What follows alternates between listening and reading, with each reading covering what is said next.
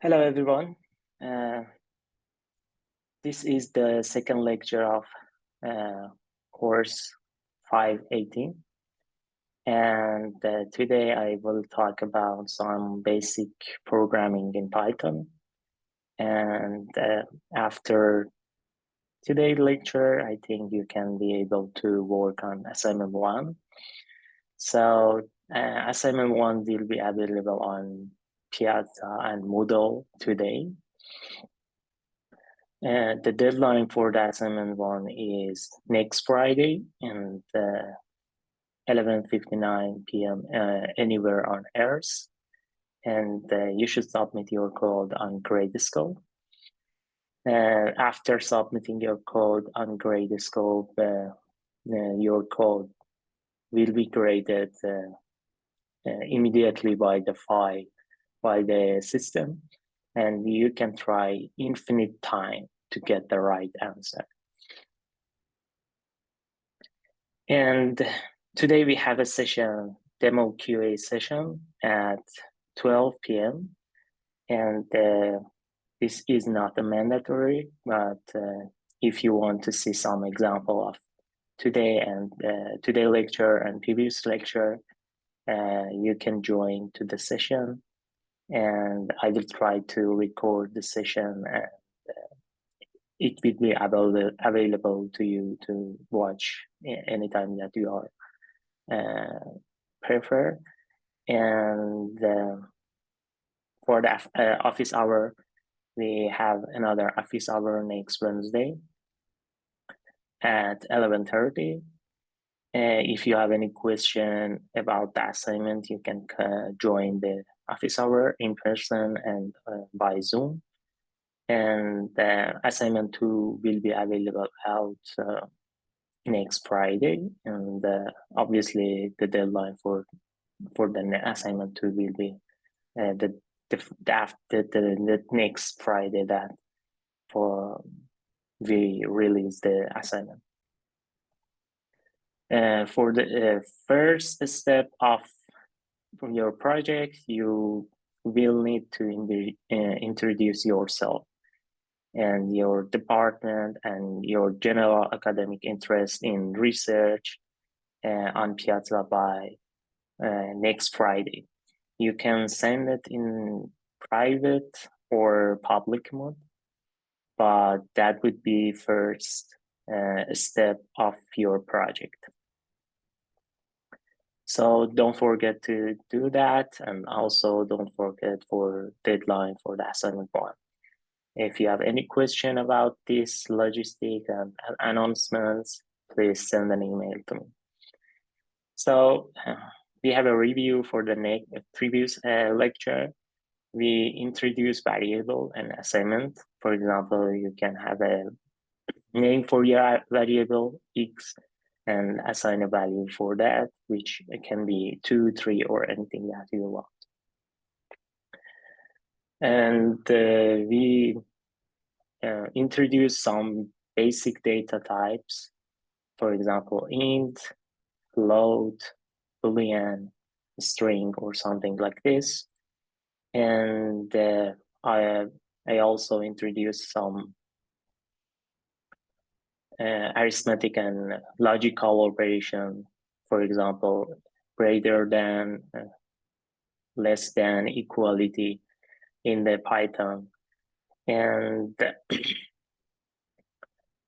some data types that we can have sequential data, for example, list, tuple, string. That, for example, for the list, we have lots of member of integer, float, boolean, or something like this.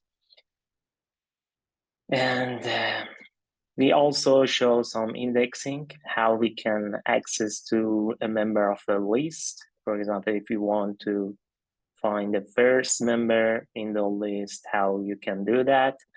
And we also introduce dictionaries that map from key to the values and access the values by the key in the dictionary.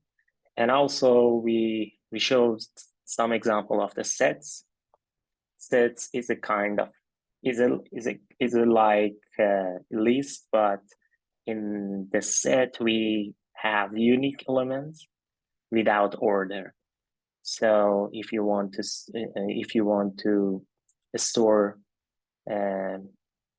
some data that you don't care about the duplication or the number of elements in the list, you can use the set. And also, if you don't care about the order of the members, you can also use set. So today in this lecture, I will talk about another important topic in Python and other language, obviously, and we will talk about the control flow and how we can use conditional statement to control the flow in the program. And also there is another version of the control flow, which is the loops. We will see some example of that. Also, we talk about the input and output, which is important to get the information from the user and or read or write files in the Python to have this information and start working on them. So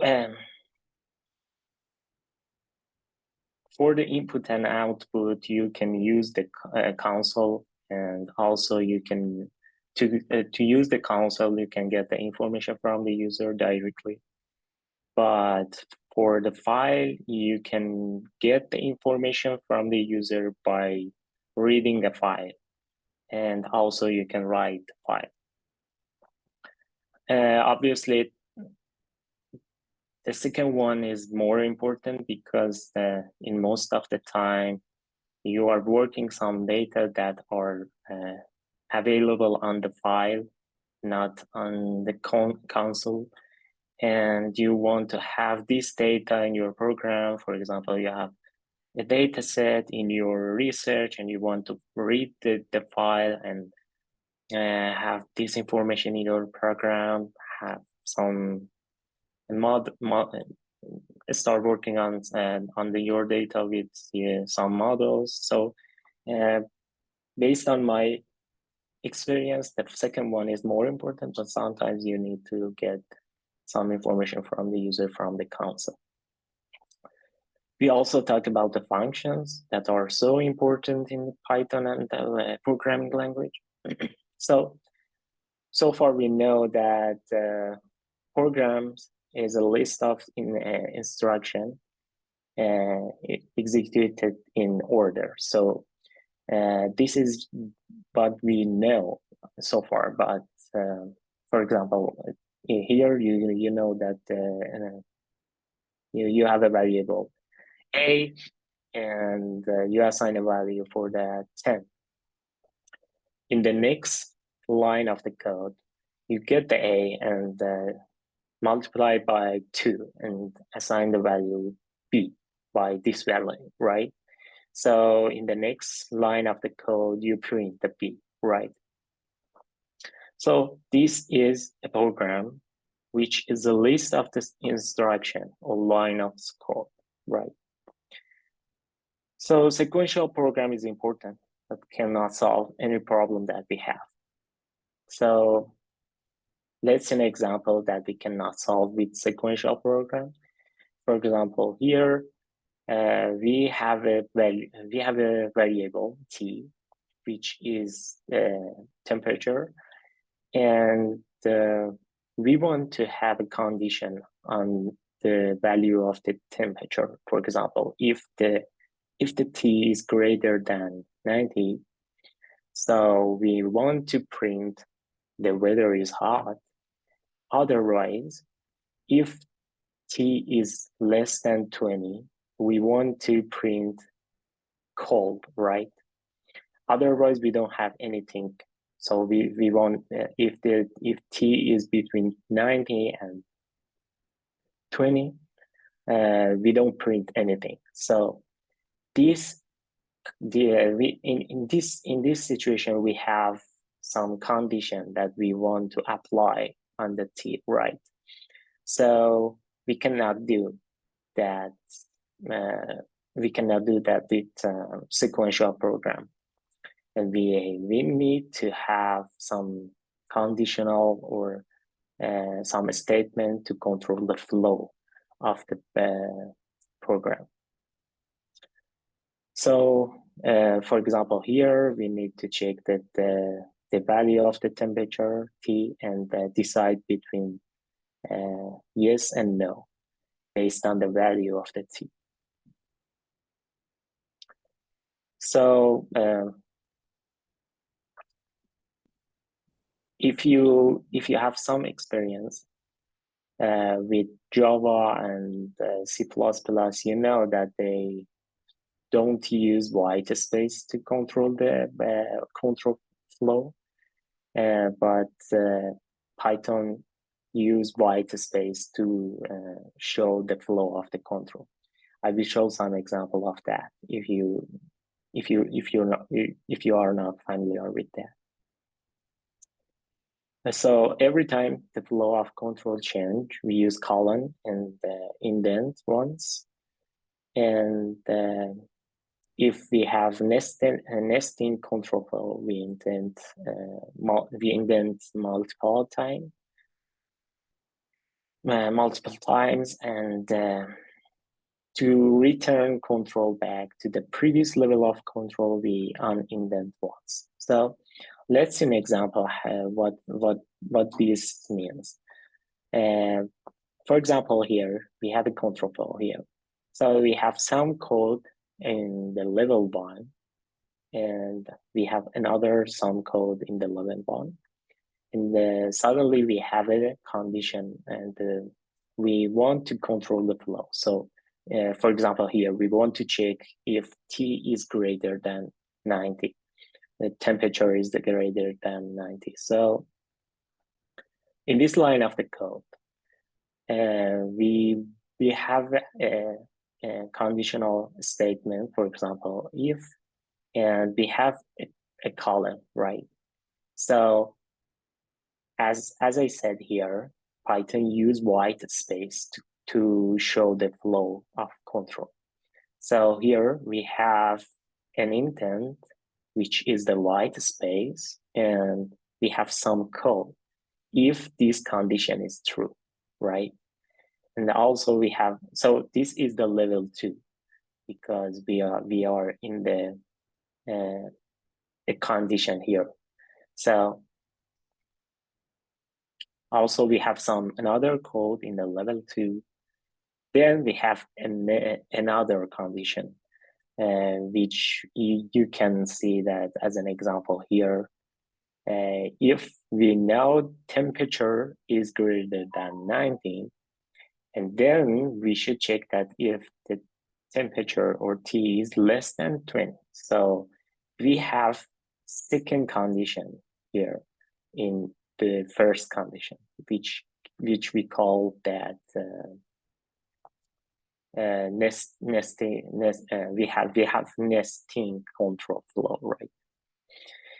So we have a code for the second condition, which is the level 3, and we have some other code in the level 2. If you want to be out of the condition, you just want to unindent without any column. You just want to unindent to show that we are out of the condition.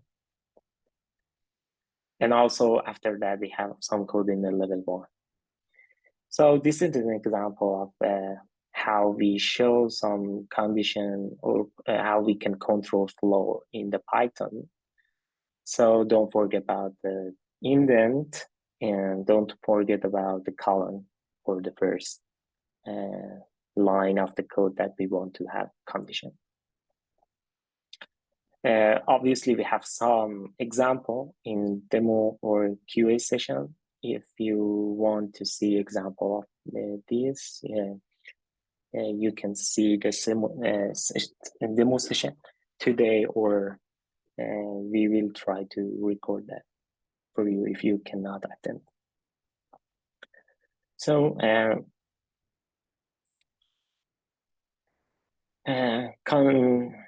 consecutive lines of code on the same level of the control are called code blocks. As I mentioned, major types of control flow operation are if, else, for, and while loops and function. We will some example of each one. And in the if-else, we have some control flow by some condition. If a condition holds and another if a condition holds, we have some code, and if the condition does not hold, we have another block to execute some code. And so for loops, we have a code and we want to execute the code block over and over for some variable, for some different variable. For example, you have a list of person and you want to do something on for this person, these persons in the list, and in this case you need a loop on all person in the list and do a code block over and over time. And the function, which is the most important part, I think, in programming, the function let us pass parameters or arguments and execute a small code block on those arguments and return some variables. So I think that would be great if we can see some example of this right now. And let's see. Yes, we have a spider on Anaconda, and I can show some example of that.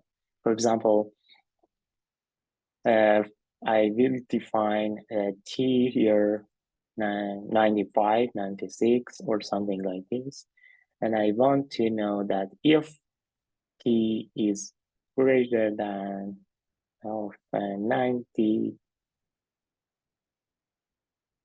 as you can see, I defined the control flow by column here, right? And after I enter, the spider used the white space to show the code block in this if, and which is the white space that I mentioned that Python used to control the flow. So in this case, the program can understand, okay, these code that I have are in this if this if holds and the condition is true, I need to execute code in this block. So I print T. If T is greater than 90, I will print hot, right? So I want to come out of this if code block, and I have another condition which is else, which means that if T is not greater than 90. So in this case, I will print, for example, cold, right? This is how we show some condition, or we can control the flow in Python. After that, you can run the code by pressing this sign, which is the run the file. And you can see the output here, which is the hot, because E is 96 and T is greater than 90, and we print the hot. Also, we can have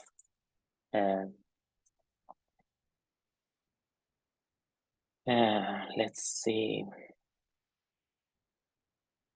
we can have for or loops. As I mentioned, loops can be executed on a list. For example, here we have a list 1, 2, 3, 4. This is the list. If you want to know the type of your variable, you can print type and pass the variable to function type. And you can see the type of variable that you have. Here you can see after typing hot, I have a print which is printing the type of variable A, and you can see that the type of variable A is list, right? So in this case, I want to write all. I want to print all members that I have in the list. So I use for statement, for example, A for, and for every element, let's say let's name the T. No, T no. For example, R, and for every R that we have in A, I will print R, right? So in this case, the program execute for all members in the A, and replace the value that we have in the A by R, and try to print R. So in this case, after executing that, you can see in each line we have a variable which is the value of that we have in the list. So this is kind of for loops, and as I mentioned, again, we can show that by a colon here and indent here to show that the code that we have in this for loop. So we also show some example for the function. So another loop, another if-else that we have, or if-else statement that allow us decide what code to execute depending on some condition. For example, we have a condition. At the first, we want to check that condition via the if statement. And we have some body code here to execute some line of code based on this condition. If this condition is true, we need to execute this body code. Also, we have another condition that we can show that by elif, which means that if this condition is not true and if this condition is hold, so you need to run this body code. And finally, after that, if neither of these conditions are not true, so you need to run the body code in the else, right? So in this case, by if else, you can have two conditions and you can check them sequentially to run some codes. Loops that I show an example of that.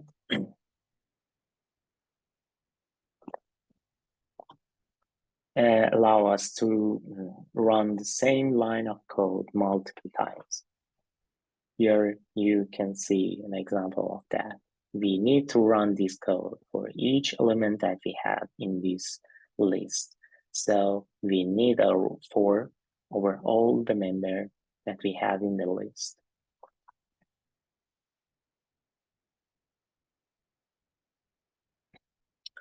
So, for example, here, consider that we have a function that get the temperature for us, and we assign the t based on the value that we get from get t temperature.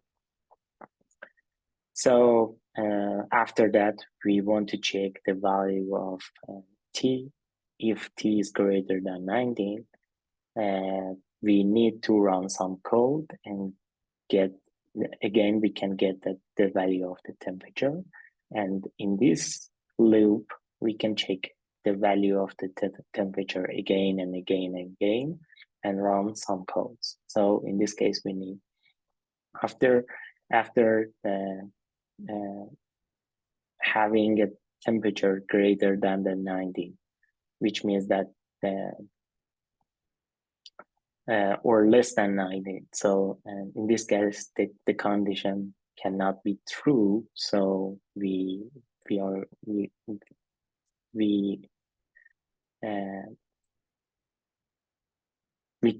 come out the loop. So in this case, we can have not the condition over the temperature. So in the loop, you can have a condition over some variable and try to run some code on that. So there are two main type of loops in the Python. The first one is the for, that I show an example of that. It shows a simple example of that. A block of code for every element in a sequence, for example, list, tuple, or string. And you can run a code over the member in the list, tuple, or string. This is so useful in the programming to use for. So for statement can show in the Python by this statement, and for example, we need for keywords, and we have a variable, and we have in keywords and a sequence, which can be a list, tuple, or string. And we have some codes here to run based on the variable that we have in this list. So here you can see the example that I mentioned, that I show here. This is the for keywords in the Python. Here is in another key words, and R is a variable, anything that you want.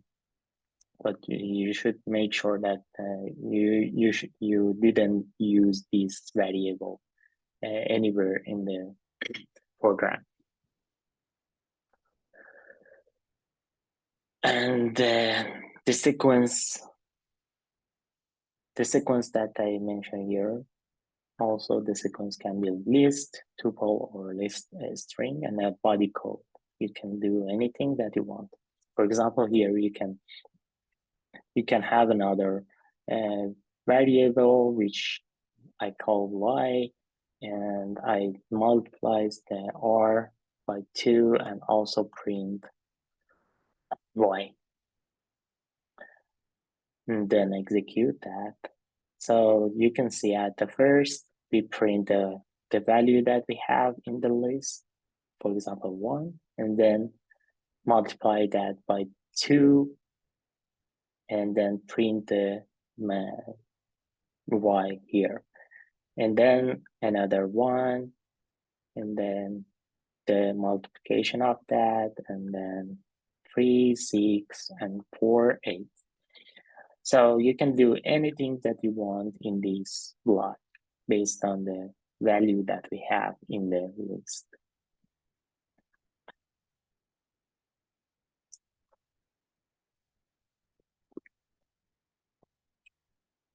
So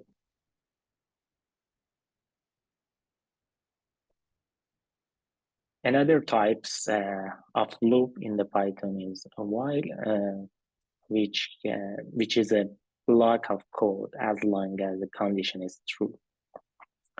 For example, here we have a keyword in the Python while, And then we can define some condition here and column, and then we have an intent and the body code that we have for the while. We can have an example of that. So I will try to write a while code here. And at the first, I define a variable flag.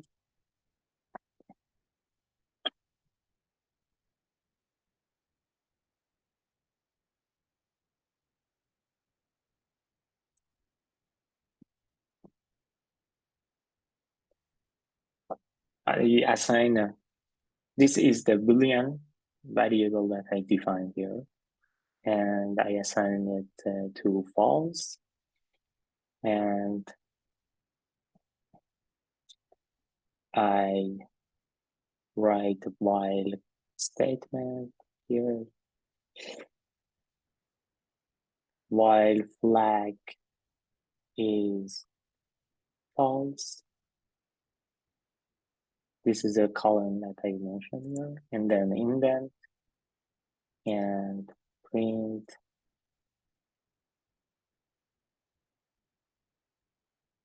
we are in the while.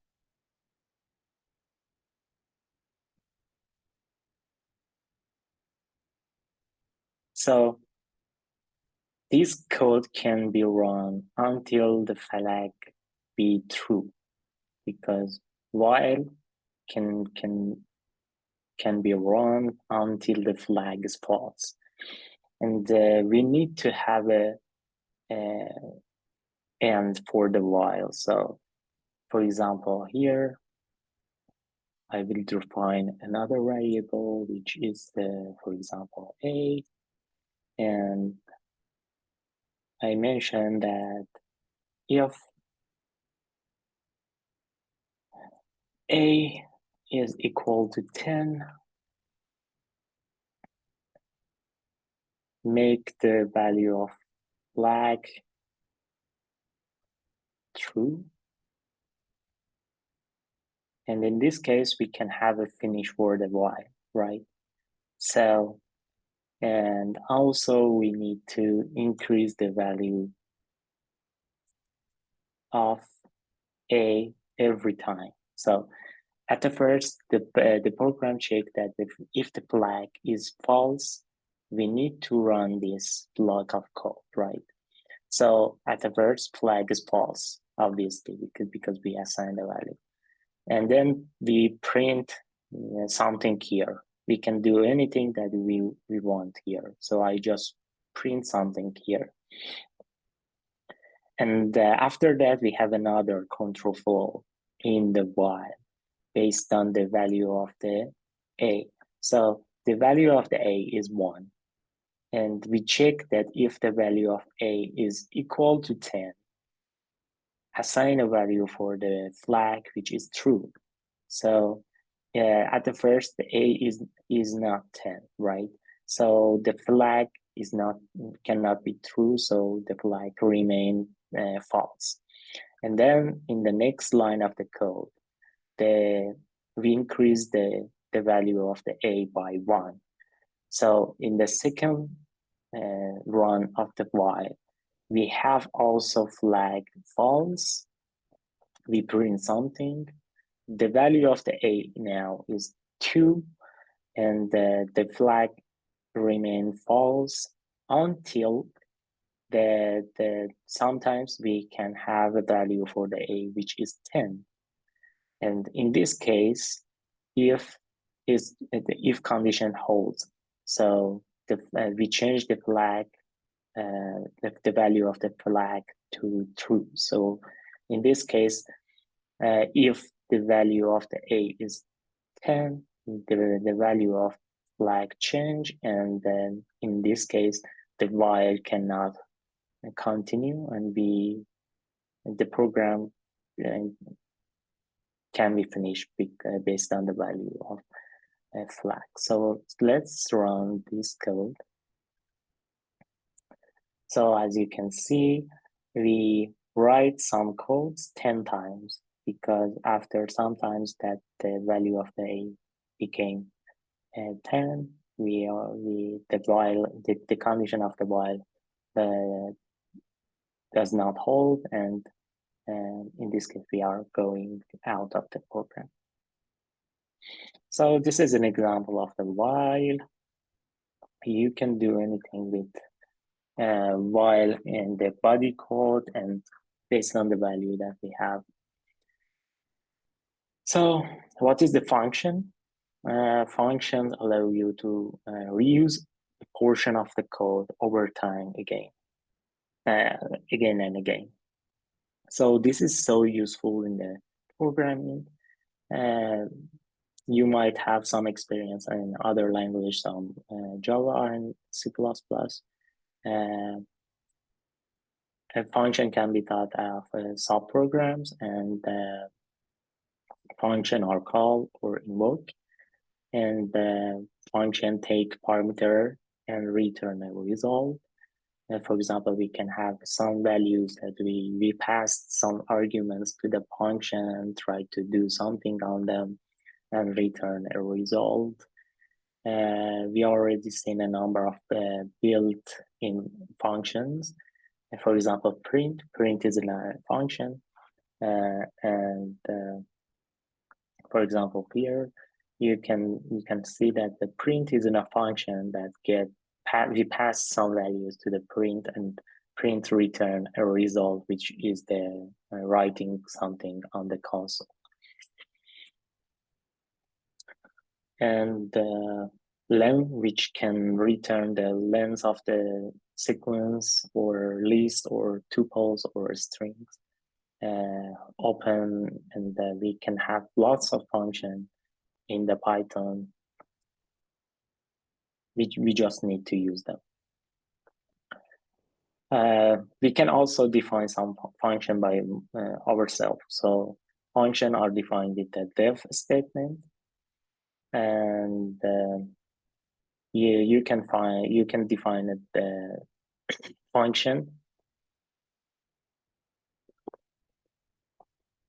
just like this. We have def keyword, and we want to select the name for the function and the parameter that we want to pass to the function, and we have some codes here to do something on these parameters and then to return the result.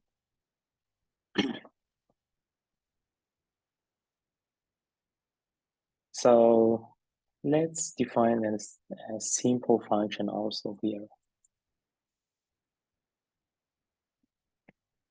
For example, here I type def. So I want to, for example, define a function that multiply a value by 2, right? So I named the function multiply,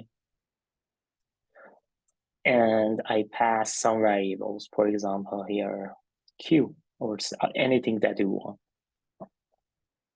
So after that I have a column and an intent, and I have another variable which is I, and I multiply the value of q by 2 and return.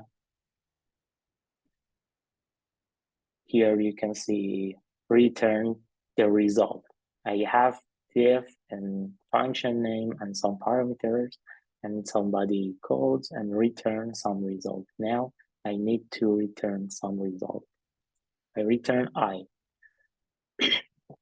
So I define the function and I want to use that, right? For example, I can print multiply. As you can see, the spider can have some suggestion based on the initial character that you type. So I pass, for example, 4 to this function, right? So after that, I will expect that to have 8 because I passed 4 as a q in multiply function, and after getting the q value, for example 4, we multiplied it by 2 and assign a value for I and return the I. So here we return I, which is 8, and then we print it.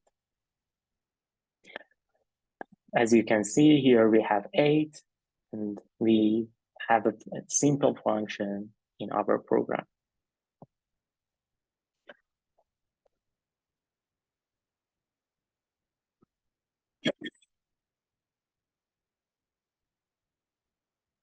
So why we use a function? So we can use and reuse code, so you don't have to write it again. So in this case, for example, you have a code that multiply a value by 2. So you just need to use this function. You don't have to do the multiplication every time. You just want to use this line of the code, and it's so useful in the programming. Also, this can provide an interface so others can use your code. So in this case, for example, if you want to use this function, you just want to know this line of the code. You don't want to know anything about the inside of the function. You just want to use this function based on the name of the function. And also this can be useful because you are using some line of the code over and over again, and this can make your code compact and readable. And if the function doesn't work, you just need to change the body of the body code of the function. You don't have to do for all the program. You just want to just change once.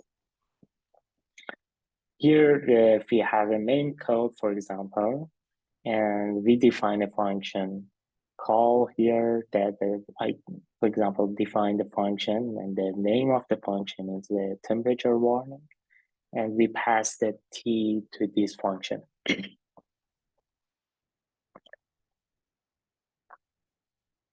So in the main code, we call this function and we pass 95 as a t in this function.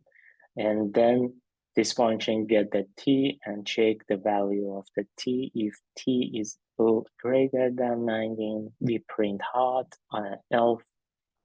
If t is less than 20, we print cold, and then we return. And after return, we should continue on the next line that we have in the main code. So this can be so useful because you have some function that you don't have to write these codes in the main code. You just have a function and you just call in the main code.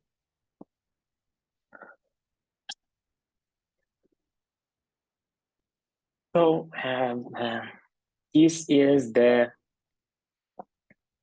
final slide that I have for function and control flow.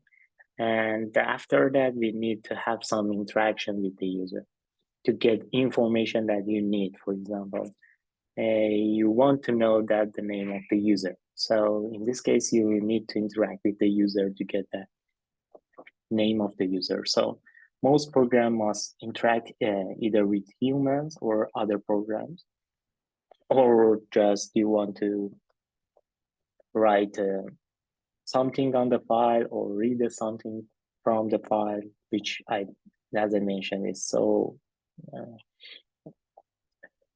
frequent. We use it frequently in our program and the research because we want to write or read something from the file, which can be your data set. So examples for the interaction. As I mentioned, we can interact with the user by console or mouse, and or reading or writing files. Also, we can have some interaction with the user from internet communication, but that also can be useful, but we don't cover that in this lecture because most of the time in the research that we just use the files or interact with the user. We don't use internet communication, but if you are interested, you can learn that. So console input output, the easiest way to interact with the user with the console, and so input. For example, in the console, you can have something from the console, read text from the console, and also you can print something on the console. And